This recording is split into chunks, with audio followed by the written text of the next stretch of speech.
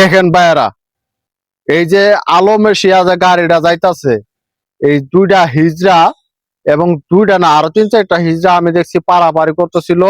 গাড়ির ভিতরে উঠাবে না, যাত্রীগর কাছে টাকা উঠাবে হিজড়ারা। কারণ যাত্রীগর ভিতরে দেয়া হিজড়ারা অশ্লীলতা ভাবে ব্যবহার করে, টাকা যদি না দেয় কেউ জোর করে হলেও টাকা নেয়, ঠিক আছে। আর টাকা না দিলে তারা কাপড় উঠাই দেয়, সেটাই আপনারা সবাই জানেন, সারা বাংলাদেশ সবাই জানে। হিজড়াগর পাওয়ার দিছে নেতারা, নেতারা কামাই খায় হিজড়া করে দিয়া, ঠিক আছে।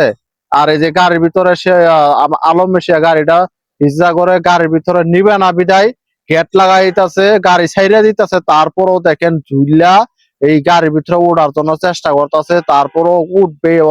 ওর জিত, হিজড়াগর জিত মানে একদম খারাপ জিত, ঠিক আছে। এই হিজড়াগর কার পাওয়ার চলে, এটা যদি বাংলাদেশ সরকার যদি ব্যবস্থা না নেয়, এই হিজড়ারাই কিন্তু দেশটারে ধ্বংস করতেছে। হিজড়াগর দিয়ে কিন্তু অনেক কিছু করে, এই ব্যবসা বাণিজ্য হয়।